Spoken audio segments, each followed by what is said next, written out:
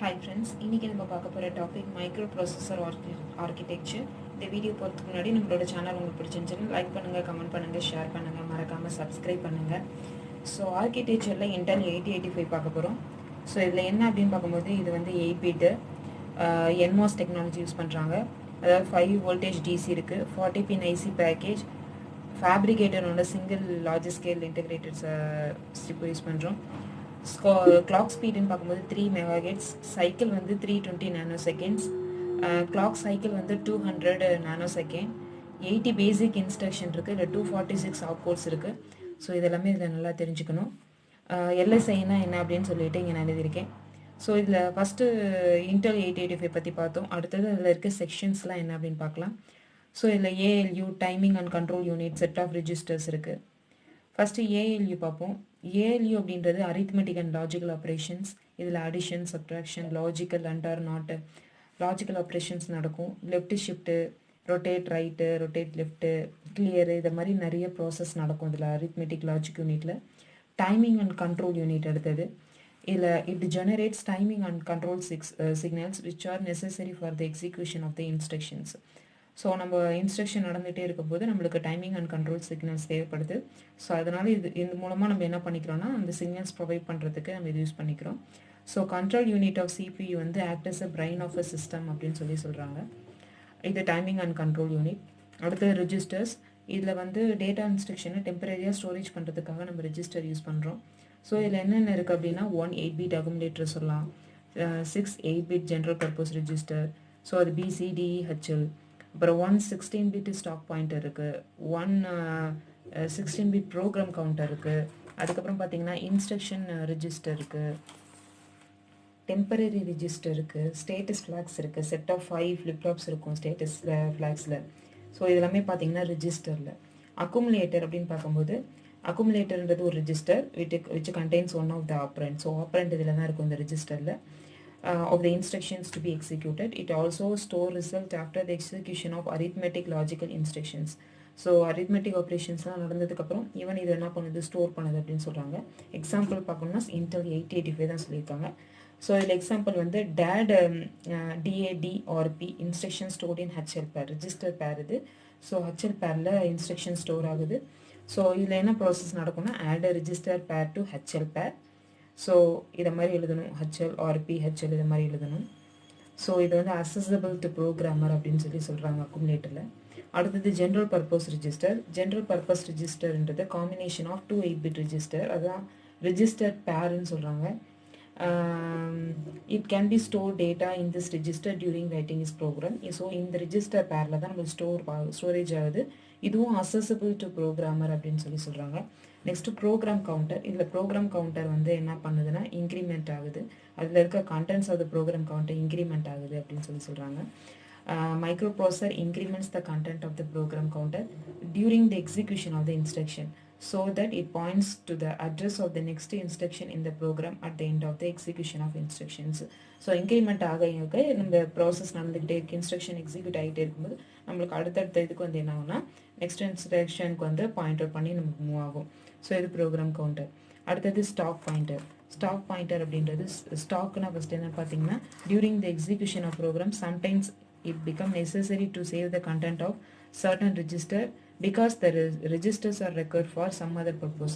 இப்போ நம்மளுக்கு வந்து ப்ரோக்ராம் நடந்துகிட்டே இருக்குது, இப்போ நான் வந்து அந்த ரெஜிஸ்டரில் வந்து நான் சர்டன் ரெஜிஸ்டர்ஸ் என்ன பண்ணுவோன்னா வேறு பர்பஸ்க்கு நம்ம யூஸ் பண்ணுவோம். ஸோ நம்ம சேவ் பண்ணணும் அப்படின்னா இது என்ன பண்ணுவோம்னா ஜஸ்ட்டு மெமரிக்கு அனுப்பிவிட்ருவோம்.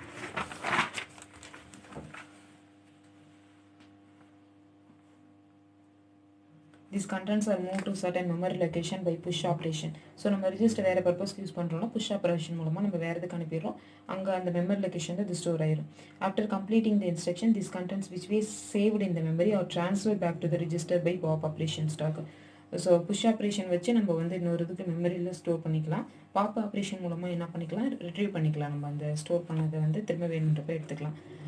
ஸ்டாக்குன்னு பார்க்கும்போது set of memory locations kept for this purpose is called ஸ்டாக்குன்னு சொல்கிறாங்க.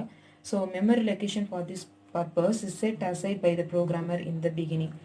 அடுத்தது ஸ்டாக் டாப் அப்படின்னு பார்க்கும்போது last memory location of the occupied portion of the stack தான் ஸ்டாக் டாப்னு சொல்கிறாங்க. லாஸ்ட்டாக என்ன மெமரி லொக்கேஷனில் இருக்குதோ அதுதான் வந்து ஸ்டாக் டாப்னு சொல்கிறாங்க. ஸ்டாக் பாயிண்டர் அப்படின்னா special 16-bit register, it holds the address of the stack top அப்படின்றாங்க. It's initialised in the beginning of the program by LXI XP or SPH instructions.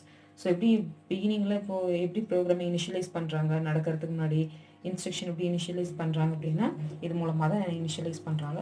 So வந்து இது ஸ்டாக் பாயிண்டருடைய டயக்ராம். ஸோ இதுதான் stack pointer, இது stack top, இது next locations. அடுத்தது push and push pop operations ஒன்று. புஷ்ன்னு என்ன பண்ணுறதுன்னா மெமரி லொக்கேஷனை போயிட்டு ஸ்டோர் பண்ணிக்கிறது. இங்கே பாருங்கள் டயக்ராம் உங்களுக்கு இருக்குது. பாப் ஆப்ரேஷன்ஸ் அப்படின்னு பார்க்கும்போது நம்மளுக்கு தேவையாகும் போது என்ன பண்ணிக்கலாம்னா ரெட்ரீவ் பண்ணிக்கலாம்னு சொன்ன இன்ஃபர்மேஷனை. ஸோ அதுக்குரிய ஒரு எக்ஸாம்பிள் தான் இது. இல்லை ரேம் வந்து நம்ம ஸ்டாக்காக யூஸ் பண்ணலாம். So last in first principle தான் யூஸ் பண்ணுறாங்க, இது ஒன்று பார்த்துக்கணும்.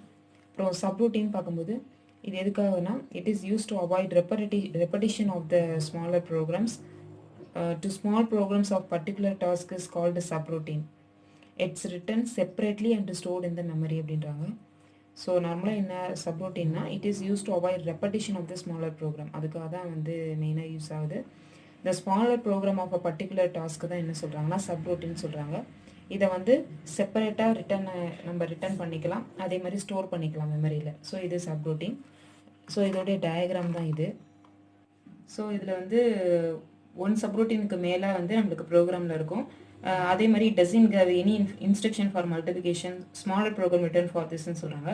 அடுத்தது when a program execution jumps from the main program to a subroutine, அதாவது மெயின் ப்ரோக்ராம் வந்து சப்ரோட்டீனுக்கு என்னன்னா ப்ரோக்ராம்ஸ் எல்லாமே எக்ஸிக்யூட் ஆகுது. ஸோ அதில் கண்டென்ட் எல்லாமே ப்ரோக்ராம் கவுண்டரில் இருக்கிற கண்டென்ட் எல்லாமே நம்மளுக்கு என்னென்னா ஸ்டாக்கில் வந்து நம்மளுக்கு சேவ் ஆகுது. அடுத்தது program execution may come back to the main program as a proper point after the completion of the program. So முடிஞ்சதுக்கு எல்லாமே ரிட்டர்ன் ஆயிரும், மெயின் ப்ரோக்ராமுக்கு ரிட்டர்ன் ஆயிருது. அடுத்தது instruction register. It holds the opcode of the instruction which is being decoded and executed. So வந்து இதில் என்ன பண்ணுறாங்க, டீகோட் பண்ணுறாங்க, எக்ஸிக்யூட் பண்ணுறாங்க opcode of the instructions. அடுத்தது டெம்பரரி ரெஜிஸ்டர்னு பார்க்கும்போது 8-bit ரெஜிஸ்டர் அசோசியேட் வித் ALUன்றாங்க. It holds data during and arithmetic and logical operations. இதே மாதிரி not accessible to the programmer. So temporary ரெஜிஸ்டரில் ஃபஸ்ட் என்ன சொல்கிறாங்கன்னா 8-bit ரெஜிஸ்டர் வந்து அசோசியேட் வித் ALU தான் இங்கே temporary register. It holds data during arithmetic and logical operations. அதுக்கப்புறம் it is not accessible to programmer அப்படின்றாங்க. ஃப்ளாக்ஸ் அப்படின்றது ஃப்ளிப் ஃப்ளாப் ஒரு set or reset according to the condition which arise during an arithmetical and logical operations. So arithmetic logical operations அப்போ செட்டை reset ஆகும், அந்த situation பொறுத்தபடி condition பொறுத்தபடி நம்மளுக்கு வந்து செட்டை ரீசெட் ஆகுது. ஸோ இதில் மொத்தம் 5 பார்த்தீங்கன்னா carry, parity, auxiliary carry, zero, sign இதெல்லாம் இருக்குது. ஸோ அதோடைய இது இப்படி தான் நம்மளுக்கு டயக்ராம் போடுவோம். CS X P X AC X Z S. So ஒவ்வொருதுமே ஒரு இது கேரி, நம்மளுக்கு carry, parity, auxiliary carry, zero, sign எல்லாமே தான் இங்கே இண்டிகேட் பண்ணியிருக்காங்க. ஸோ இது மொத்தம் 0லேருந்து 7 வரைக்கும் இருக்குது. இதில் PSW அப்படின்னு பார்த்தீங்கன்னா PSW. ஸோ இது வந்து 5-bit indicates the 5 status flags and 3 bits are undefined. நம்ம எக்ஸ்ன்னு போட்டிருந்தோம் அந்த டயக்ராமில், அது வந்து undefined, மற்ற எல்லாமே டிஃபைன்ட். அது வந்து 5 ஸ்டேட்டஸ் ஃபிளாக்ஸ்ன்னு சொல்கிறாங்க. இந்த காம்பினேஷன்ஸ் தான் என்ன சொல்கிறாங்க அப்படின்னா PSW அப்படின்னு சொல்கிறாங்க.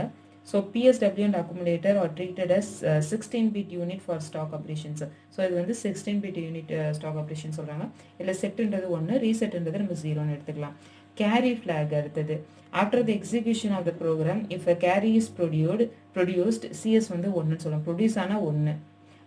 Also if borrow occurs otherwise 0. So CS வந்து செட்டு 1, கேரி வந்து ப்ரொடியூஸ் ஆகுது அப்படின்னா அதர்வைஸ் நம்ம வந்து என்ன சொல்லலாம்னா 0ன்னு சொல்லிட்டு சொல்லலாம். பேரிட்டி ஃப்ளாக்னா செட்டு 1 செட்டு 0. இதில் செட்டுனா ஈவன் நம்பர் ஆஃப் செட் வந்துச்சுன்னா 1, ஆட் நம்பர் வந்துச்சுன்னா 0ன்னு போட்டுக்கணும் பேரிட்டியில். ஸோ கேரியில் வந்து பார்க்கும்போது after the execution of the program the carry is ப்ரொடியூஸ்னா CS set 1. Also if borrow அக்கர்ஸ்னா அதர்வைஸ் 0ன்னு சொல்லி சொல்கிறாங்க. இதில் பேரிட்டினா ஈவன் நம்பர்னா 1, ஆட் நம்பர் இருந்துச்சுன்னா 0 அப்படின்னு சொல்லி சொல்கிறாங்க. அடுத்தது ஆக்சிலரி கேரி. ஆக்சிலரி கேரியில் there is a carry from 3rd bit to 4th bit. அப்போ வந்து ஏசி வந்து செட்டு ஒன்றுன்னு சொல்லலாம். கேரி ஆகுது தேர்ட் பீட்லேருந்து ஃபோர்த் பீட். இந்த டயக்ராமில் பாருங்கள்.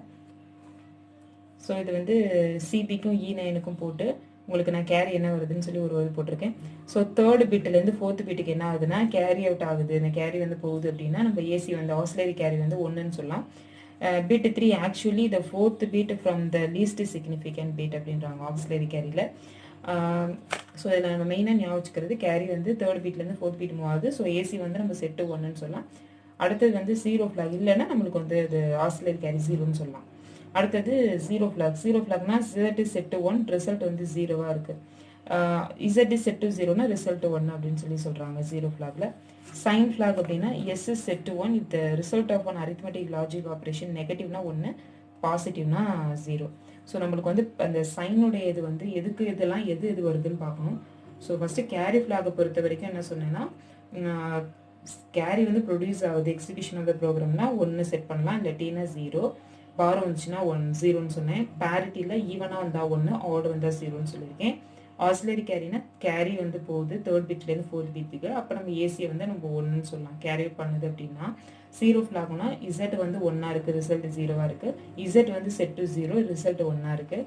சைன் ஃப்ளாக் அப்படின்னா நெகட்டிவ்ல வந்துச்சுன்னா எஸ் வந்து ஒன்று, பாசிட்டிவ்ல வந்துச்சுன்னா நம்மளுக்கு வந்து இது ஜீரோ அப்படின்னு சொல்லிட்டு சொல்லலாம். சோஃபார் நம்ம என்ன பார்த்துருக்கோம்னா மைக்ரோ ப்ராசஸரோட ஆர்கிடெக்சர் பார்த்துருக்கோம். இந்த வீடியோ உங்களுக்கு பிடிச்சிருந்துச்சுன்னா லைக் பண்ணுங்கள், கமெண்ட் பண்ணுங்கள், ஷேர் பண்ணுங்கள், மறக்காமல் சப்ஸ்கிரைப் பண்ணுங்கள். தேங்க்யூ.